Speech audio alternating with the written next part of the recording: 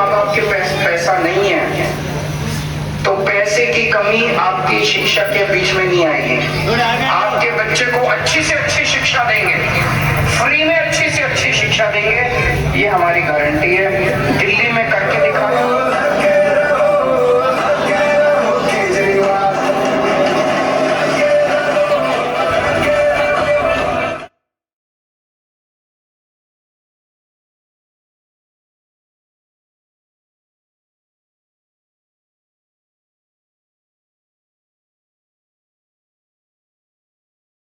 के वरिष्ठ नेता रिटायर्ड अधिशासी अधिकारी पृथ्वीराज जाखड़ जी भी हमारे बीच पहुंच चुके हैं। इनका हम हार्दिक अभिनंदन करते हैं। पार्टी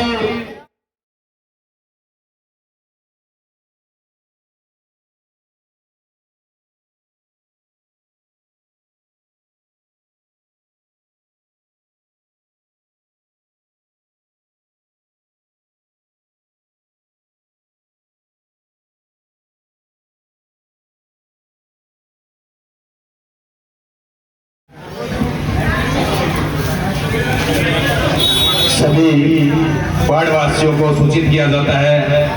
आम आदमी पार्टी की वार्ड सभा आज आपके वार्ड नंबर 44 में रखी गई है। सभी वार्ड वासियों से निवेदन है कि जल्दी से जल्दी सभा स्थल पर पहुंचकर पार्टी की विचारधारा सुने और बेहतर रहेगा। मेरे बड़े भाई, हमें एक सक्षम नेतृत्व देने वाले जिला कोर्ट में बढ़ चढ़कर हिस्सा लेना चाहिए। अभी भारत माता की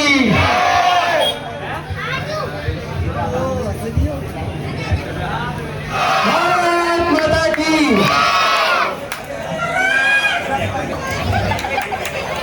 आम आदमी पार्टी के संभाग प्रभारी हास्य कलाकार माननीय ज्ञानी विचारक, आम आदमी पार्टी के जिला कोऑर्डिनेटर शंकर जी मेघवाल, आम आदमी पार्टी के जिला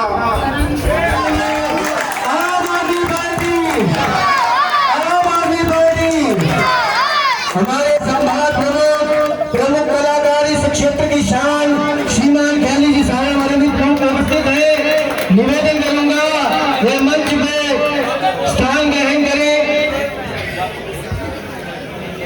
आम आदमी पार्टी की विचारधारा सुनने के लिए आप लोग इकट्ठे हुए हैं। बाकी ये शुरुआत है।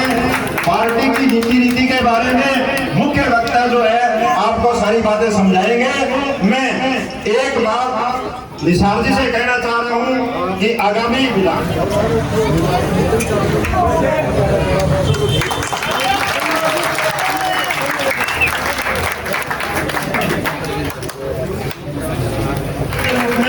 हम जो है निसार जी का नाम प्रस्तावित करते हैं और तन मन धन से आप इनका साथ दें ताकि आगामी बोर्ड के अंदर नगर पालिका के अंदर चेयरमैन जो है वो आम आदमी का पार्टी का ही बने। धन्यवाद।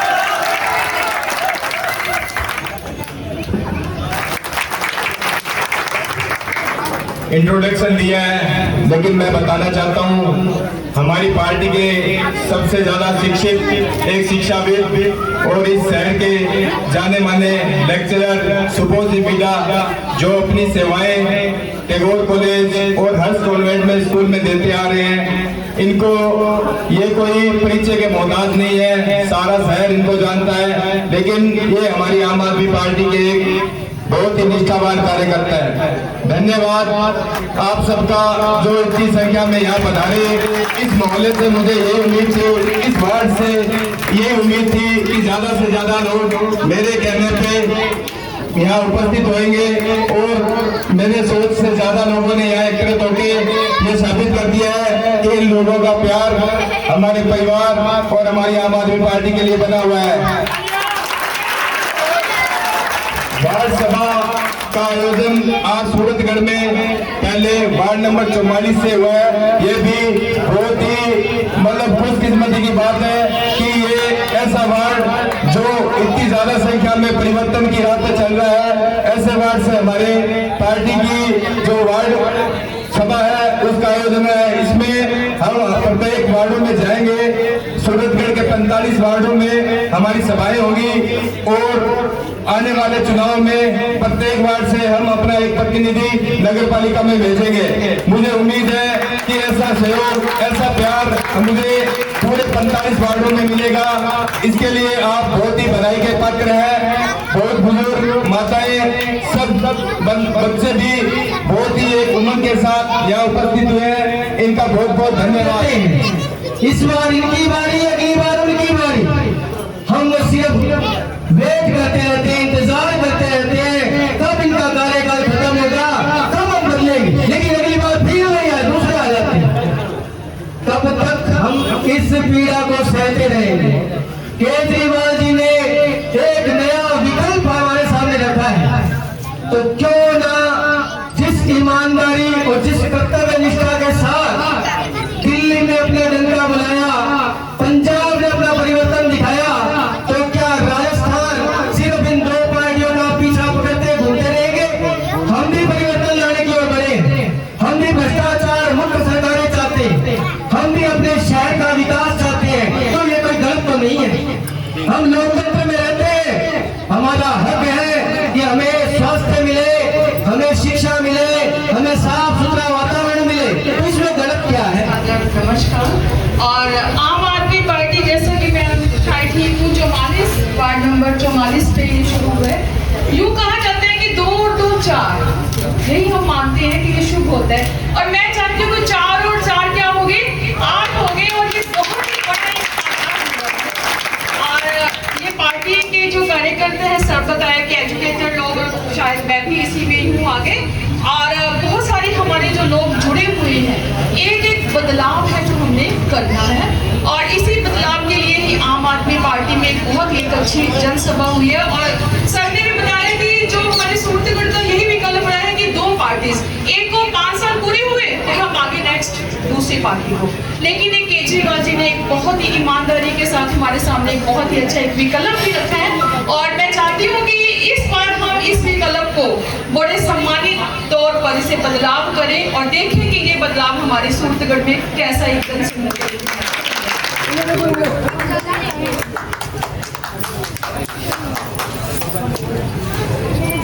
स्वास्थ्य के क्षेत्र में बहुत पिछड़ा हुआ है, क्योंकि यहाँ जो भी सरकारें बनी, इन्होंने सिर्फ अपनी जेबें भरने पे ध्यान दिया, आम जनता की इन्होंने नहीं सोची।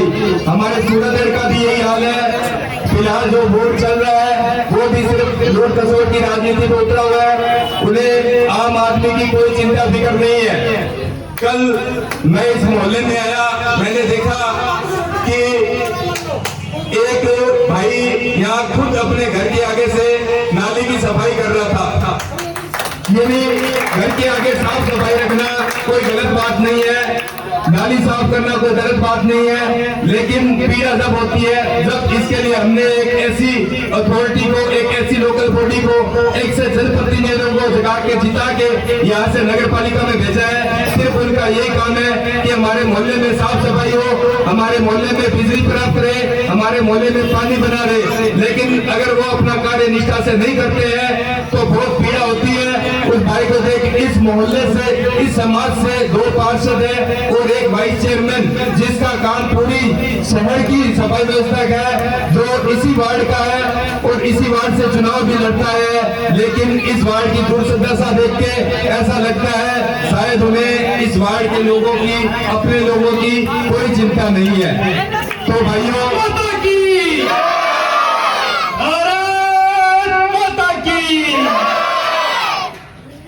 साथियों, ये आज की जनसभा, ये आज सूरतगढ़ का इतिहास रचने वाली जनसभा है।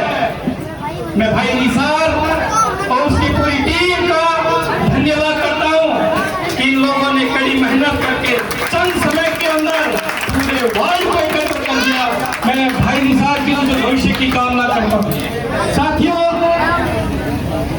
हम बात करते हैं अपनी पार्टी की कि आम आदमी पार्टी क्या लेकर आई है, आपके बीच में क्या लेकर आई है, आपको क्या देना चाहती है।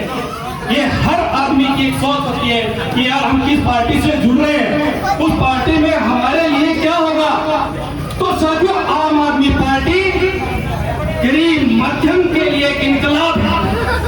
पार्टी, इसकी योजनाएं हमारे संविधान के अंतर्गत चलती है।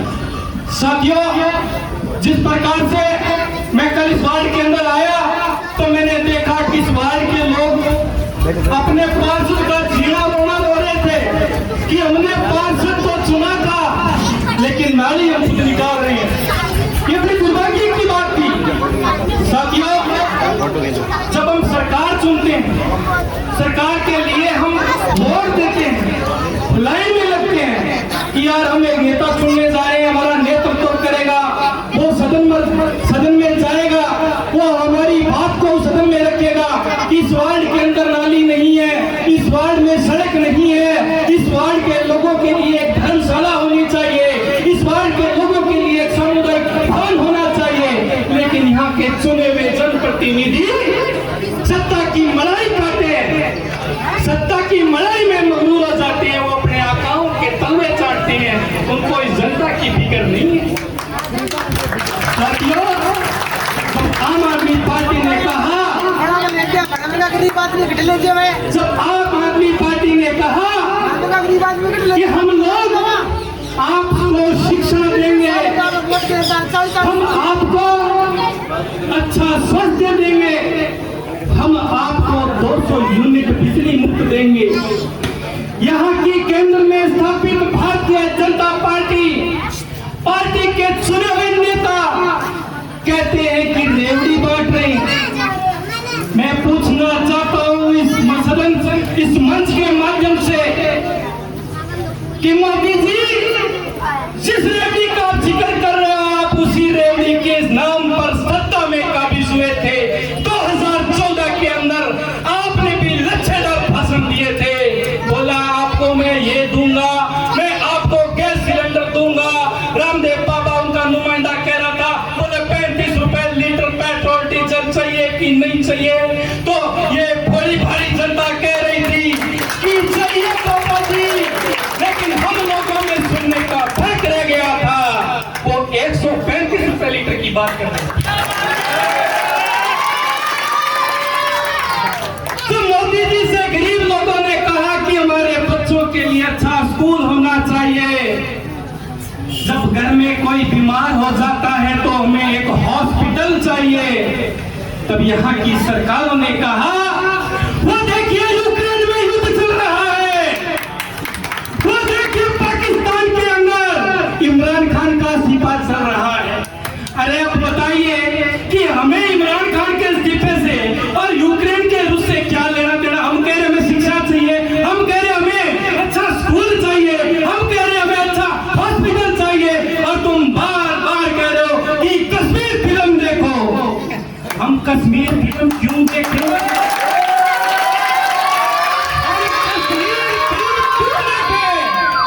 लेकिन ये मुद्दों से भगाने का कार्य करते रहे, लेकिन ये जनता बार बार कहती रही, नेताजी हमारी शिक्षा का क्या हुआ, हमारे हॉस्पिटलों का क्या हुआ।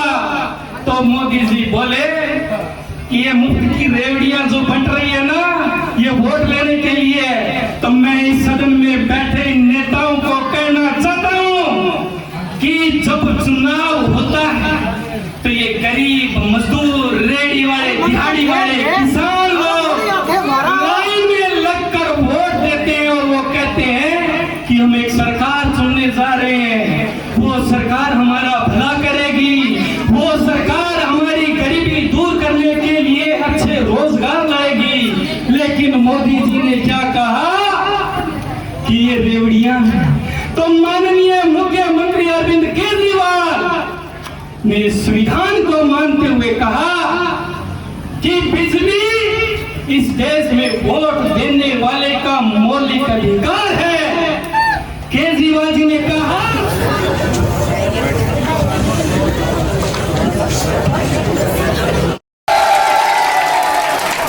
बहुत बहुत धन्यवाद। एक बार दोनों हाथ उठा के मुट्ठी बंद करो। भारत माता की इंकलाब, इंकलाब। बहुत बहुत धन्यवाद। भाई सुबोध जी ने मेरी तारीफ करी, मुख्य वक्ता काली सारण आपकी नजर में उठाया, भगवान इनको उठाए।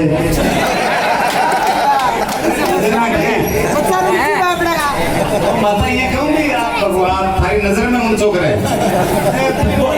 बहुत मोटा आदमी है तो सारा महंगी बिजली लिया, सारा महंगो तेल लिया, कितना बड़ा आदमी है आपके हिसाब से समझा बाबू, आपके क्या समझा बड़ा आप बहुत हो गई बेचारा ना हमारा।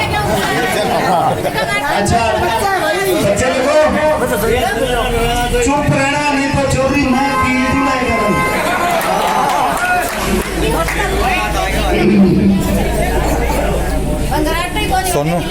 हमारे यहाँ जो माहौल मंदिर देख रही है, सबसे पहले सबसे बुजुर्ग, सबसे आदरणीय सादिक जी, एक बार जोरदार तालियां इनके लिए आशीर्वाद देने के लिए अपना कीमती समय निकाल के आए। हालांकि कीमती गए थे पहले ही रो में कीमती समय निकाल के आए। पापा बहुत खुशी हुई कि लाडली गर्मी काट गए थे।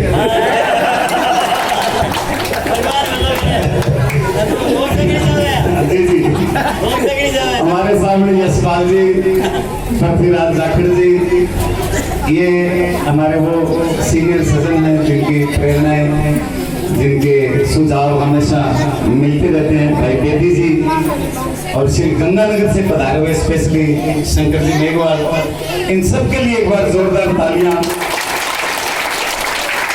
और सूरतगढ़ की बात करें तो हमेशा हर कदम पे तैयार रहना भाई लीलाधर जी और राधे श्याम जी के लिए भी एक बार जोरदार तालियां हो जाए। और एक नई शुरुआत, एक आवाज, एक आगाज, एक अंदाज, भाई निशाद, एक बार इनके लिए भी जोरदार तालियां। आज की शाम, आज की महफिल सजाई है तो सीधी सीधी टू द पॉइंट बात करा के आज कहानी शुरू खत्म हुई। क्यों बलानी? ये हमारी बलानी भाई है, अभी 5 दिन अनशन पे बैठ के आए हैं। देश की समस्या को लेके दिल्ली में जो आंदोलन चल रहा था, रोजगार आंदोलन, उसमें 5 दिन भूखा प्यासा बैठा रहा। थोड़ा आगे हो देखा तालियां बजाने के लिए। और साची बतावा तो राधे श्याम उपाय जाए जी और तू जो दिया जोर मारो नहीं, थोड़ा दिन मानने लगे यार कोई यहाँ बाइट तो ना आ जाए। पर फिर सोचा यार असली क्रांतिकारी तो वही है, लेकिन शब्द चाह माहौल आपा के राती जो लगाना है क्यों माहौल बनाओ मेरे लिए भले चाह देना चाहे। शुरुआत हुई है फर्स्ट ग्रेड को Indian income tax officer, income tax department में फर्स्ट ग्रेड का ऑफिसर बहुत बड़ी चीज है। वो चाहे तो करोड़ों रुपया साल का कमा सके। अरविंद केजरीवाल जी जब ऑफिस जानता, झोंपड़ पट्टियां बच्चा का पढ़ने की व्यवस्था कोनी, बड़ा आदमी झोंपड़ पट्टी का बच्चा ने पढ़ाने खातर आपकी नौकरी छोड़ दी, एनजीओ संस्था बनाई, दिल्ली में और लोगों ने जोड़ा कि पढ़ाई बहुत जरूरी है, क्योंकि शिक्षा अगर सारा न मिलेगी तो अपन ये अधिकार की मांगना कौन पड़ा है। अपन खुद नहीं ध्यान रखो, अपन शिक्षित होगा तो अपन खुद ने ध्यान है कि ये वार्ड में, ये जिले में कितो बजट आवे, क्या खतरा आवे, वो सही ढंगो लाग्यो कौन लाग्यो, आपा मैंने जावा संभाला।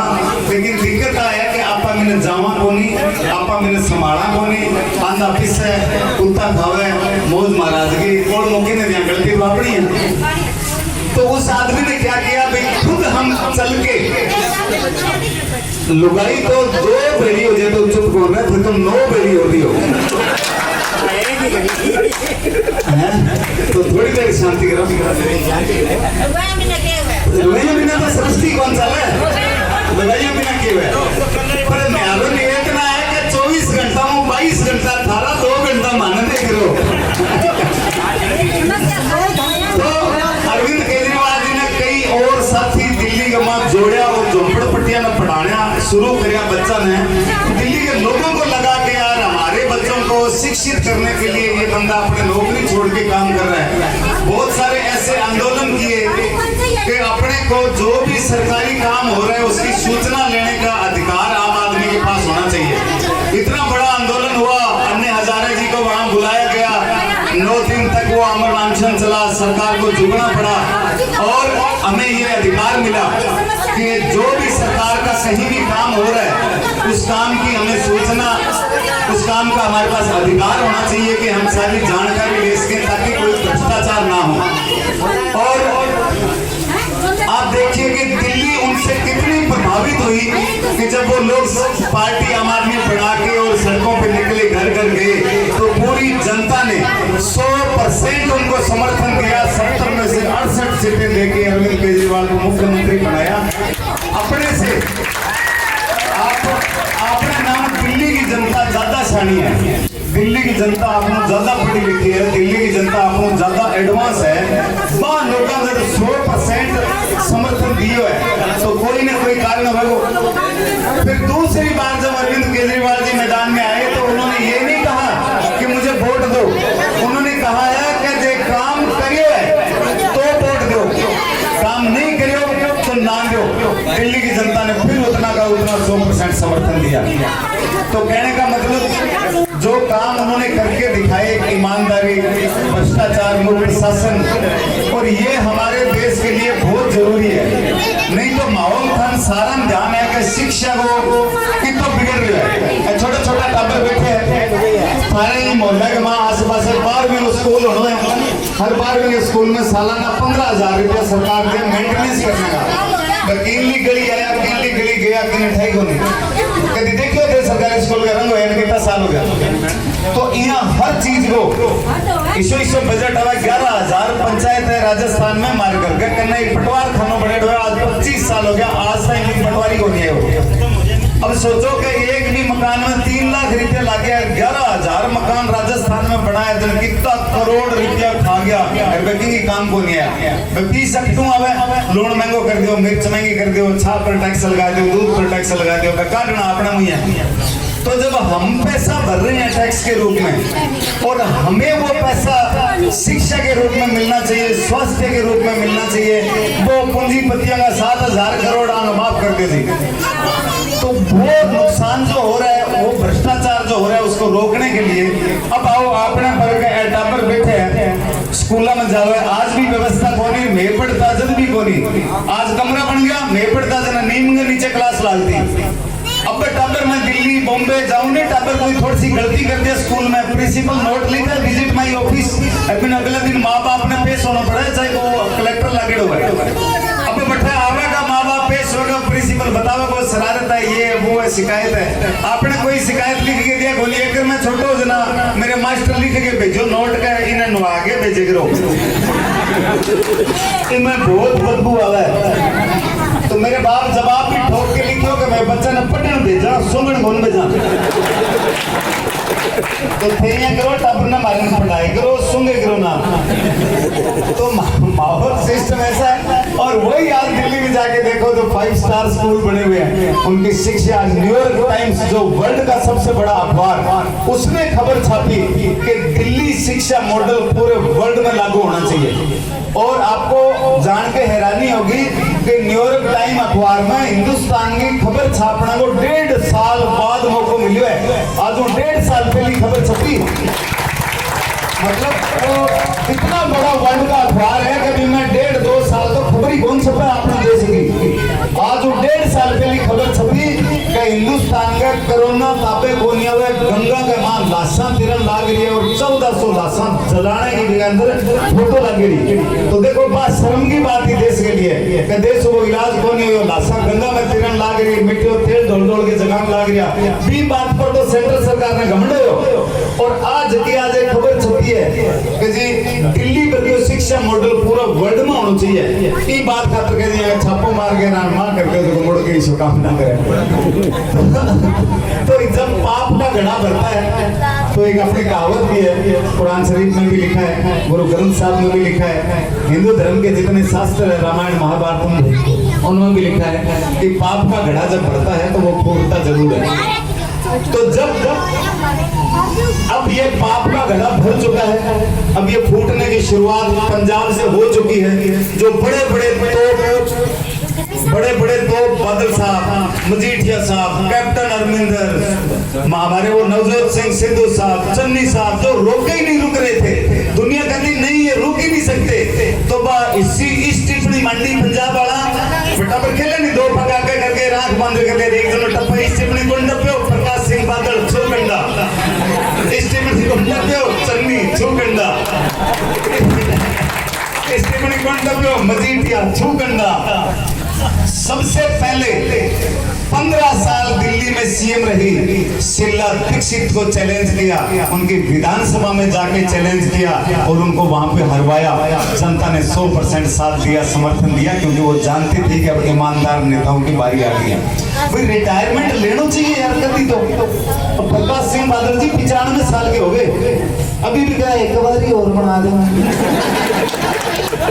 चौटाला जी 92 साल का हो गया, अब क्या मैं अब छूट गया मैं क्यों और बनाऊं, तो लारो छोटे ही को नहीं, रिटायरमेंट लेने चाहे ही को नहीं। अब आप देख लो गहलोत साहब की कितनी उम्र है, वसुंधरा जी की कितनी उम्र है, 3 बार मुख्यमंत्री रह लिए।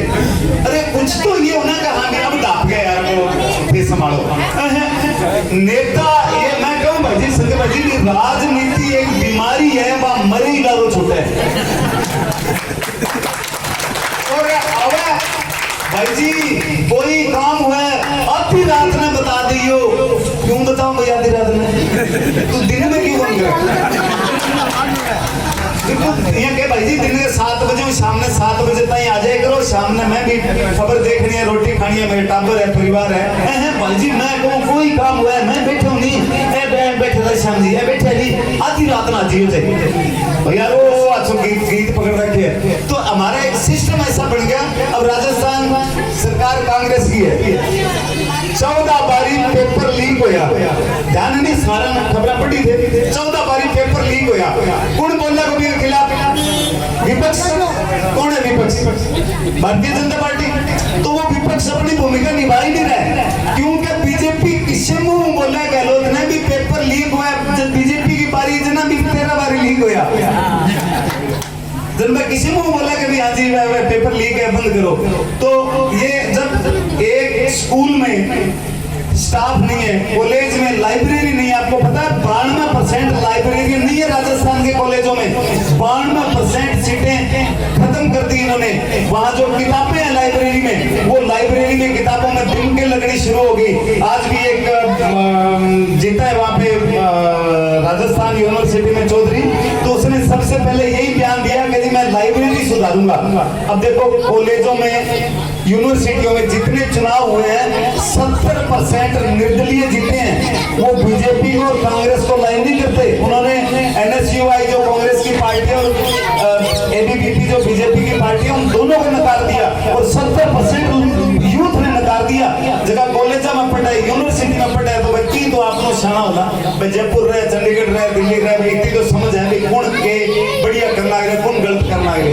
हाँ दोनों के सिस्टम के आता है। अब कांग्रेस ने था अभी अपनी बारी 1.5 साल बाद खत्म हो जाएगी और बीजेपी ने सोचा कि अपनी बारी 1.5 साल बाद शुरू हो जाएगी। आपा वोट मांगा ना मांगा, आपा काम करा ना करा, जनता तो हरान खातर वोट दिया भाई। अब गहलोत काम कौन करे? अब काली ना हरावांगा, वसुंधरा जी ने बना दी। वसुंधरा जी काम कौन करे? अब काली ना हरावांगा। फिर दूसरा गहलोत बता बढ़ गए, आपा बनाए को नहीं, आपा अगले ने हराने के चक्कर में धक्का बना रहे नहीं होता है, बता दो। अब फिर आप कसम खाऊंगा जी अब कल बस कांग्रेस ना हरावांगा, जब पे धक्का बढ़ जैसी हरान खातर वोट थे आज में दिया है। आज 30 साल का इतिहास है, 5 साल बीजेपी 5 साल कांग्रेस। क्यों? क्योंकि हमने हराने के लिए वोट दिया। एक बार दोनों हाथ उठा के कसम खाइए, इस बार हम जिताने के लिए वोट देंगे और राजस्थान की जनता को जिताएंगे। क्योंकि जब सत्यानाश होता है तो देशों में राष्ट्रपति शासन लगते हैं। जब नाश होता है, जब देश का नाश होने लगता है तो राष्ट्रपति शासन लगते हैं, और जब सत्यानाश होता है तो जनता का शासन लगता है। जब तक आपके हाथ में चाबी नहीं आएगी, जब तक आपके हाथ में पावर नहीं आएंगे, जब तक फैसले आप खुद जनता तय नहीं करेगी, तब तक राजस्थान क्या कोई क्या डेवलप नहीं हो सकता। आज दुनिया के छोटे से छोटे जो वर्ल्ड के बड़े शहरों को, एशिया का 5 देश अपना छोड़ दो, पाकिस्तान, हिंदुस्तान, नेपाल, श्रीलंका, बाद में फिर किसी देश में उड़ जाओ। आप लोगों के प्यार और आशीर्वाद से लाफ्टर शो, टीवी, फिल्में आई तो मुझे 22 देशों में घूमने का मौका मिला। फिर दुनिया में किसी देश में उड़ जाओ, बिजली, पानी, पढ़ाई, स्वास्थ्य मतलब दवाई और रोजगार, ए 5 चीजा जनता खातर सारी जगह फ्री है। मांगना कौन पड़े, वो अधिकार है। अपन सरकार बढ़ावा क्या खातर कि भाई मैंने बढ़िया सड़क बना दियो, बच्चा का पढ़ाई स्कूल व्यवस्था बढ़िया कर दियो, कोई आदमी बीमार सिमार हुआ भी इलाज बढ़िया कराओ, देखो पढ़ लिख दियो, बिना नौकरी दियो, बस इतनी चीजा खातिर तो सरकार बढ़ावा। ए चीजें ही करने को लग रही है, खातर धरना देना पड़े, खातर प्रदर्शन करना पड़े। दुनिया के किसी देश में जाइए आपको लाइट फ्री मिलेगी, पानी फ्री मिलेगा, पढ़ाई फ्री मिलेगी, रोजगार वो फ्री आपको ढूंढ ढूंढ के नौकरी दी जाएगी, नहीं तो उनको घर बैठे हुए उतना पैसा दिया जाएगा जितना वो परिवार अपना चला सके, क्योंकि वो टैक्स का सही इस्तेमाल करते हैं। वो ये नहीं करते कि हाँ भाई कितना कितना तेरे पर कर्ज हो, कभी 9,000 करोड़ तो तू 2,000 करोड़ मारना खाता में गाल गया, 7,000 करोड़ लेके पार बोल भेजाना मारो काम जाना कितना भेज दिया। मैं ऑस्ट्रेलिया गया तो एक अंग्रेज बोले थी हमारे यहाँ पे लोग $4,000 कमाते हैं और $3,000 खर्च करते हैं। मगर इसमें कौन सी बड़ी बात है, लाख रुपए कमाएगा 80,000 खर्चा करेगा, तो इसमें कौन सी बड़ी बात है। आपके $4,000 कमाते हैं, $3,000 आप खर्च करते हो, लेकिन वो खर्च करते किस लिए हो, कहते ये हमारी सरकार नहीं पूछती। तो मैं कहा यार मारे एमएलए की तनख्वाह 70,000, वो खर्चा साल का 1 करोड़, ऐसे कैसे होता है, मगर हमारी सरकार भी नहीं पूछती। तो सिस्टम पढ़ाई को इतना ज्यादा बिगड़ गयो कि गांव के देसी सरकारी स्कूल में पढ़ के मैं नौकरी लगन गयो गंगानगर, मेरे सागे मेरो पहली नंबर मेरो आयो, जानते ही साहब बोलो देश का प्रधानमंत्री कौन है, मैं की अटल बिहारी वाजपेयी। उस टाइम वाजपेयी साहब थे, मैं कहती अटल बिहारी वाजपेयी, शाबाश। देश आजाद कब हुआ, मैं कहती प्रयास तो 1857 में शुरू हो गया, सफलता 1947 में मिली। वाह, पेट्रोल कहाँ से आता है, इराक से। तो बोले कौन बनेगा करोड़पति, शो आता है टीवी में, मगा हाँ। एंकर कौन है, मगा अमिताभ बच्चन। बोला जाओ बाहर आयो मेरी बेली, बोले बता के बात पूछे। पढ़ाई किसी गए ठगी, रट्टो मारनो और नकल मारने सिखावे, याद करना कौन सिखा, रट्टो मारनो और नकल मारने सिखावे। मैं क्यों भाई रट्टो मार, वो जानती तेने पूछा को प्रधानमंत्री ठोक दे, पहले अटल बिहारी वाजपेयी, दूसरो प्रयास 1947 इराक अमिताभ बच्चन, भाई रट्टो मार दो आगे की योजना। ये समझ लो अपने बेदी जी पर का एक सरदार जी बैठा और पहले इस बार ठोक दियो कि हाँ भी मुंडिया तेरे प्यो दा की ना है, कहता अटल बिहारी वाजपेयी।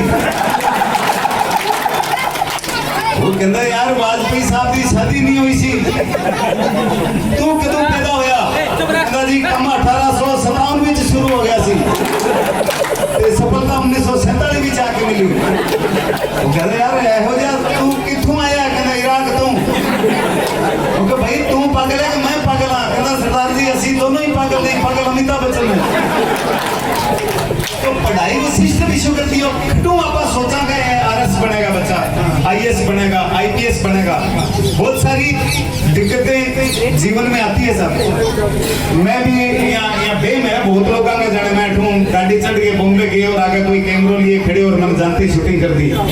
7-8 साल तक तो गांव में नाटक मंडली में सीख बोल गए हो, फिर गंगानगर गए हो, स्विमिंग पूल पर चौकीदार की नौकरी करी 1 साल, फिर कपड़ा मिल में 6 साल नौकरी करी। कपड़ा मिल में जब मैं नौकरी करता हूँ मेरे हाथ मशीन में आ गयो, 13 जगह में टूट गयो, 13 महीना एडमिट रहे हो, 8 ऑपरेशन हो, कई डॉक्टर काम करना सीख गया। मैंने रोज ही खोल लेता तो भाई जी मैं सीढ़ियों कर लांगा, मैं पेच कर लांगा, मैं क्यों मैं बेलो ही हूँ, थे काम सीखो, फिर बढ़िया डॉक्टर बनो, कोई आने वाला मरीज ने टेंशन ना हो बस। क्योंकि मेरे को ना दवाई वाला पीसा, ना कोई घर का आना जाना, सूरतगढ़ मेरे गाँव में 25 किलोमीटर 100 किलोमीटर को गंगानगर वो सफर दिन में 5-4 रोडवेज चलती, 93 बात है। तो मैंने अपने आप को समझाया कि आए रखिए जाए रखिए, जो मन में है वो गाय रखिए, टूटा है हाथ तो क्या हुआ ख्याली कहीं ना कहीं फंसाए रखिए। तो निशाद भाई जहां जीवन में मौका मिले वहां कभी पीछे मत हटो, क्योंकि टेंशन को हराने का एक सबसे अच्छा तरीका है अपने बिछाता हूँ, वो गजल आपको सुनाता हूँ। ये जिंदगी ट्रेन सी गुजरती है, मैं पुल सा थरथराता हूँ। जब से उखड़ गया एक बाजू मेरा, मैं और ज्यादा वजन उठाता हूँ। जब से उखड़ गया एक बाजू मेरा, मैं और ज्यादा वजन उठाता हूँ।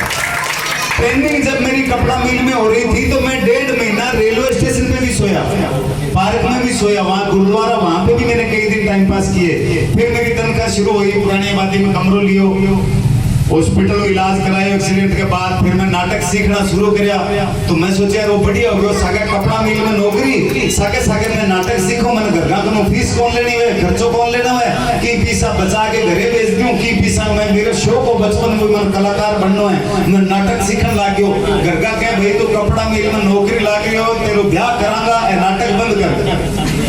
तो मैं कह जी नाटक सागे ब्याह को के लेने देनो। तो मेरे बाप कह भाई मैं एक तो कोई जाट मुड़ा के लाऊं, कह जी ओ मारो छोरो है। मैं पूछा जी छोरो के काम करे, छोरो मारो नाटक करे। तो मुड़ के वो अभी बनी। तो मैं क्या बापू मैंने करने दो नाटक, मैं धीरे धीरे कभी मौका मिलेगा टीवी में आई करूंगा, फिल्म में आई करूंगा, यार मन लगे तो खोटी हुए। तो मौका मिले 2006 में डॉक्टर शो आयोजना मैं बिठायो सारे परिवार ने, मुझे बैठो देखो आ जाऊंगा।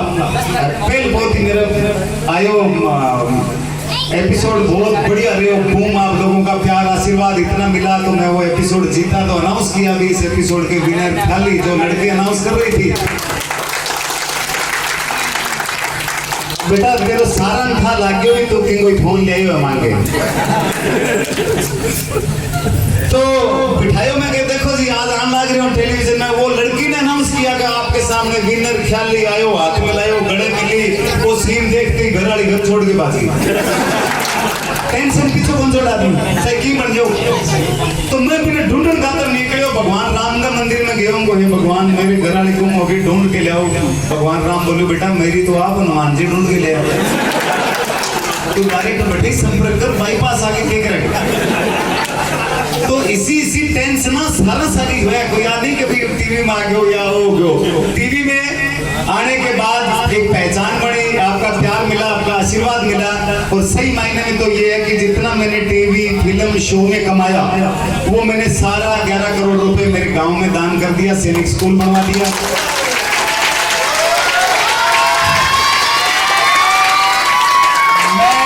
मैं पहले भी फकीर था, आज भी फकीर हूँ, ठीक है।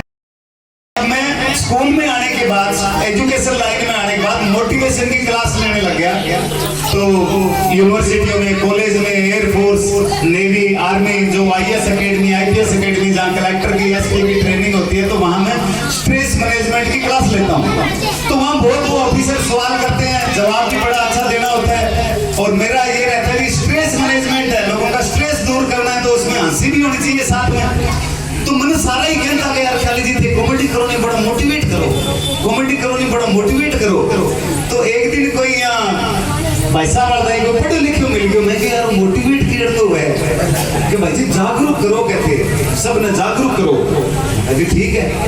तो अगला दिन मेरे को दिन में फोन आयो कि जी मारो नोएडा यूनिवर्सिटी में एक शो है, तो मोटिवेशन शो है, आप मोटिवेटर हो? मैं कहा हाँ जी। कहते कब से? मैं कहा जी रात 9:15 बजे उठा पड़े हो।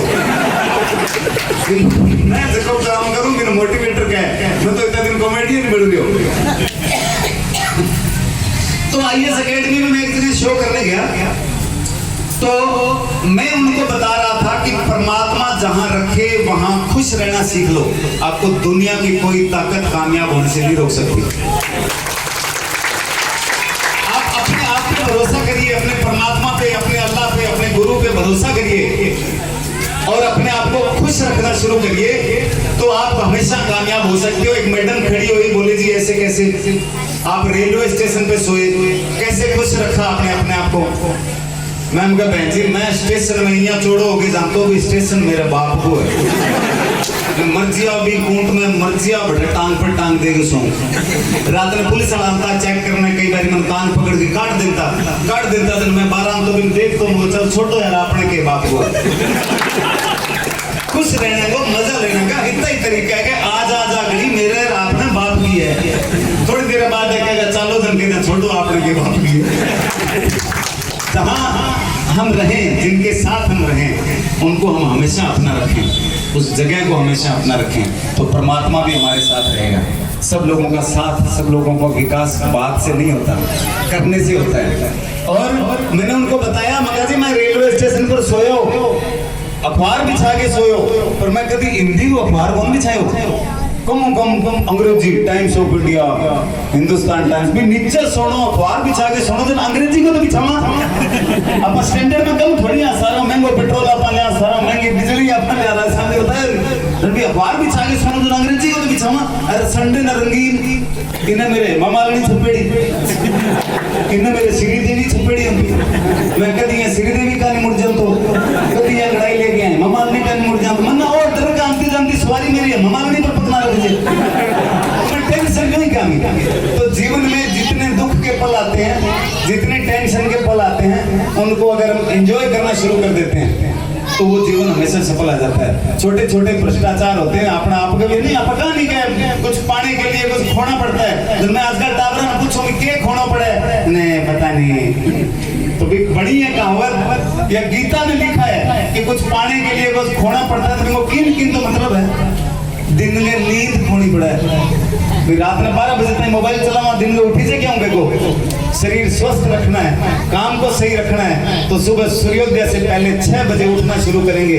नींद खोनी पड़े, रजाई बिस्तर का छोड़ना पड़े, नौकरी करने जाए तो माँ बाप ने छोड़ना पड़े, बारे दूसरे शहर काम करने जाए तो घर बार छोड़ना पड़े, आपका बेली साथियों ने छोड़ना पड़े, वह त्याग हुआ है। और वो त्याग ही इंसान को कामयाब बनाता है। हो सकता है आपको भी 2 दिन के लिए परिवार छोड़ना पड़े, अपने दोस्तों को छोड़ना पड़े, मोबाइल छोड़ना पड़े, लेकिन आप घर घर जाके ये कह सकते हो कि अब हमें जनता को राज करना है और भ्रष्टाचार मुक्त शासन करना है। जब भ्रष्टाचार देश से खत्म हो जाएगा, भ्रष्टाचार खत्म हो जाएगा तो सब चीजें सही हो जाएगी। आज जो हमारी विश्वविद्यालय की कमेटी है, 94 मेंबरों की कमेटी है, उसमें 61 मेंबर यूपी और बिहार के हैं। अभी एक सीकर के अंदर बंजर भूमि में यूनिवर्सिटी पास होगी, पास करने वाले कोटा यूनिवर्सिटी के कुलपति थे, मीडिया वाले गए, बोला साहब आपने कैसे पास कर दी बंजर भूमि पे, बोला जी मैं यूपी का रहने वाला हूँ, मेरे को सीकर के बारे में पता नहीं, मेरे को कागज आया, मैंने बिल्डिंग दिखाई, मैं छड़ दी। अब वो सीधी थोड़ी चंदी है, बड़की 2, 4, 5 करोड़ लिए ही होला, नहीं तो सीधी बंजर जमीन पर कौन पास कर दे यूनिवर्सिटी। तो हमारे 61 लोगों को राजस्थान के लोगों को क्यों नहीं ले रहे आप, जिनको सब भौगोलिक वातावरण पता है, गंगानगर क्या है, मानगढ़ क्या है, बांसवाड़ा क्या है, भीलवाड़ा क्या है, सीकर क्या है, चूरू क्या है, लेकिन सिस्टम ऐसा। आज आप यकीन करेंगे हमारे रियल 5% ब्यूरोक्रेट्स की बढ़ोतरी होती है राजस्थान में, तो उस हिसाब से हमारे पास 393 IAS ऑफिसर होने चाहिए, जो collector, deputy director, director, principal secretary 393 होने चाहिए, हमारे पास 254 है। उसमें से कई अफसर हैं जो ट्रेनिंग पे हैं, कई सेंट्रल सरकार की डेपुटेशन पे हैं, कम से कम 150 सीटें सरकार चलाने वालों की, स्टेट चलाने वालों की खाली पड़ी है। तो 150 अफसर ने चार्ज दे दियो, 150 सीट खाली पे 150 चार्ज दे दियो, आधो दिन इन लोग काम करे, आधो दिन इन लोग काम करे, तो क्या काम होते बताओ। और एक दिल्ली में सुधार हुआ कि रोडवेज में सही नहीं है, जितना ITI वाला रोड फिर है सारा ना भर्ती करो, रोडवेज में सुधारो, ड्राइवर कंडक्टर ना दोबारा तैयार करो, और रोडवेज बस के आगे जगह प्राइवेट बस वाला RTO DTO ना मुंह मांगे पैसा दे देंगे, और वो रूट जो खराब करे मैंने सारा ना बंद करो, सारा ना 2 नंबर का पैसा बंद करो। दिल्ली रोडवेज चंद टाइम में फायदे में आ गई, और इतनी फायदे में आई क्या सारी महिला की टिकट फ्री कर दो।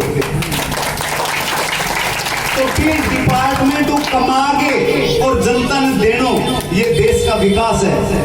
और एक मोदी जी ने क्या किया, सिलेंडर 100 रुपए सस्ता, डीजल 3 रुपए सस्ता, पेट्रोल 4 रुपए सस्ता, 4-5 महीने पहले एक किया था। अगले दिन निर्मला सीतारमण जी का बयान आया कि ये घाटा पूरा करने के लिए 1 लाख करोड़ का लोन लेगी सरकार। तो वो लोन भरना तो अपन पड़ेगा, सड़क ब्याज भरना पड़ेगा, सड़क प्लंटी भरना पड़ेगा, और वो लोन लिया उसको भरने के लिए कार्रवाई शुरू कर दी। छाप पर टैक्स लगा दिया 15 दिन पहले, दूध पर टैक्स लगा दिया 15 दिन पहले, जितनी पैकिंग की चीज आवे खाने पीने की, बटर घी सारा ऊपर टैक्स लगा दियो, तो भाई पैसा भरना तो अपन ही पड़ेगा। बिनो 3 रुपया कम कर दे सी, तो इन्हें कोई भाई दुकान में दूध लेने जाएगा 2 रुपये ज्यादा लग दी सी। बात तो है कि तेल तो वहां किला में निकलना पड़ना। जब तक ये ईमानदारी नहीं होगी इस सिस्टम में। अब मैं आपको ना बड़ा मजा आएगा ये बात सुन के, और सारण थाने माननी पड़ेगी। देखो सरकार चलाने का सिस्टम देखो, हर थाने में एक सिपाही, सरदार जी हर थाने में एक सिपाही या एक हवलदार की ड्यूटी है कि वो सरकारी गाड़ी लेके हर महीने दुकान रिश्वत इकट्ठी करनी चाहिए।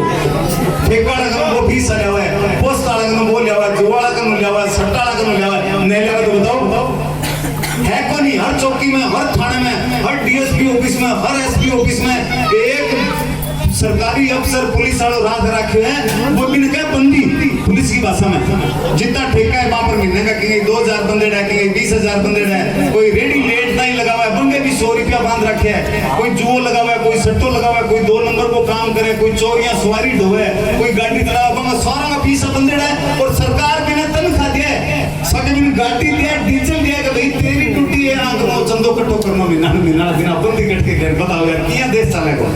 एक जीप लेके पुलिस निकले, चाहे एक चोर ने पकड़ के लिया 2000 को तेल बाढ़िया हुआ, स्वामी जी पुलिस निकला जीप लेके 2000 को तेल बाढ़ गया, चोर ने पकड़ के लिया हुआ, शाम ने 150 लेके छोड़ दिया। कैसे चलेगा?